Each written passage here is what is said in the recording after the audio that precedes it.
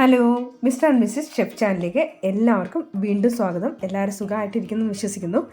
അപ്പോൾ ഇന്ന് നമ്മൾ തയ്യാറാക്കാൻ പോകുന്നത് പോർക്ക് അല്ലെങ്കിൽ പന്നി ഒലത്തിയതാണ്. അപ്പോൾ ഇതെങ്ങനെയാണ് തയ്യാറാക്കി നോക്കാം. അത് നമ്മൾ നന്നായി വേവിച്ചാൽ മാത്രമേ നമുക്ക് കഴിക്കാൻ യോഗ്യമാണെന്ന് നമുക്ക് അറിയാവുന്ന ഒരു മീറ്റാണിത്. അപ്പോൾ അതുകൊണ്ട് തന്നെ ഇത് നമ്മൾ വേവിക്കുമ്പോൾ നമുക്ക് ഇതിലേക്ക് ഇടുന്ന സാധനങ്ങൾ എന്തൊക്കെയാണെന്ന് നോക്കാം. നമ്മൾ ആദ്യം ഒരു 1/2 കിലോ പോർക്കാണ് എടുത്തിട്ടുള്ളത്. അതിങ്ങനെ ചെറുതായിട്ട് കട്ട് ചെയ്തെടുത്തിട്ടുണ്ട്. അതിലേക്ക് നമുക്ക് ഒരു സവാള ഇതുപോലെ നീളത്തിൽ അരിഞ്ഞെടുക്കാം. പിന്നെ ഒരു 2-3 പച്ചമുളക് നീളത്തിൽ അരിഞ്ഞെടുക്കാം.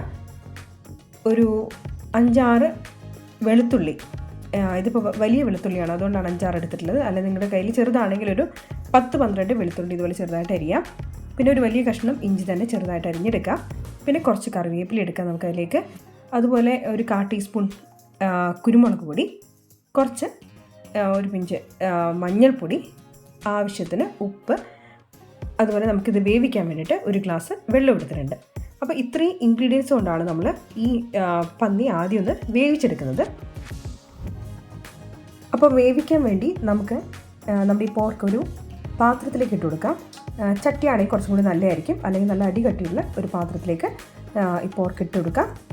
അതിലേക്ക് നമുക്ക് നമ്മളിപ്പോൾ പറഞ്ഞ എല്ലാ ഇൻഗ്രീഡിയൻസുകളും, സവാള അടങ്ങിയിട്ടുള്ള ഇൻഗ്രീഡിയൻസിലൊക്കെ നമുക്ക് ഇതിലേക്ക് ഇട്ട് കൊടുക്കാം. സവാള, വെളുത്തുള്ളി, ഇഞ്ചി, പച്ചമുളക്, കറിവേപ്പില,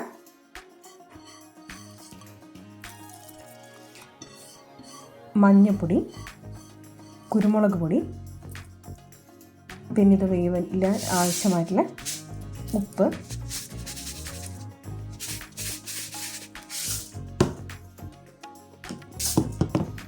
അതുപോലെ അതിലേക്ക് ഒരു ഗ്ലാസ് വെള്ളം. ഇത്രയും ചേർത്ത് നമുക്കിതൊന്ന് നന്നായിട്ട് മിക്സ് ചെയ്തെടുക്കാം.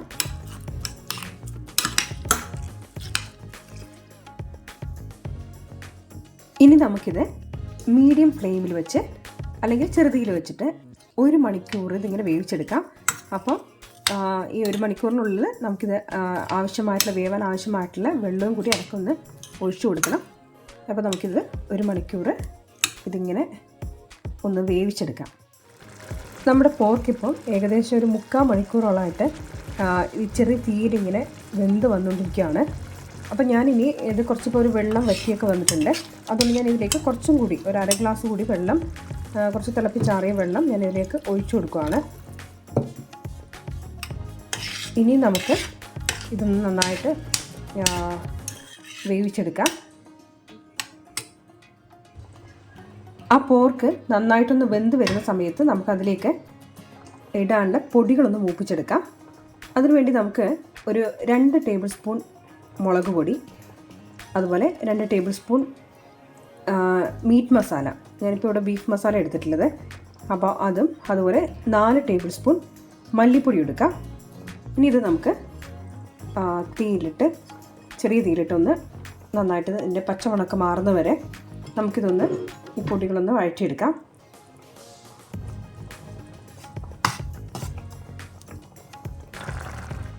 പൊടികൾ നന്നായി മൂത്ത് അതിൻ്റെ പച്ചമണമൊക്കെ മാറി കഴിഞ്ഞ് കഴിഞ്ഞാൽ നമുക്ക് ഇനി നമ്മൾ ഈ തിളച്ചുകൊണ്ടിരിക്കുന്ന ബീഫിലേക്ക് അതൊന്ന് ഇട്ട് കൊടുക്കാം.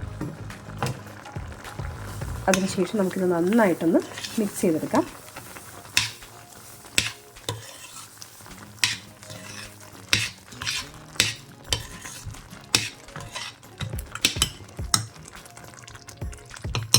ഇനി നമുക്ക് ഈ പോർക്ക് ഈ മസാലയിലൊക്കെ നന്നായിട്ട് പിടിച്ച് ആ വെള്ളമൊക്കെ ഒന്ന് നന്നായിട്ട് കുറുകി വരുന്നത് വരെ വീണ്ടും ഒരു മീഡിയം ഫ്ലെയിമിട്ട് ഇതൊന്ന് വേവിച്ചെടുക്കാം.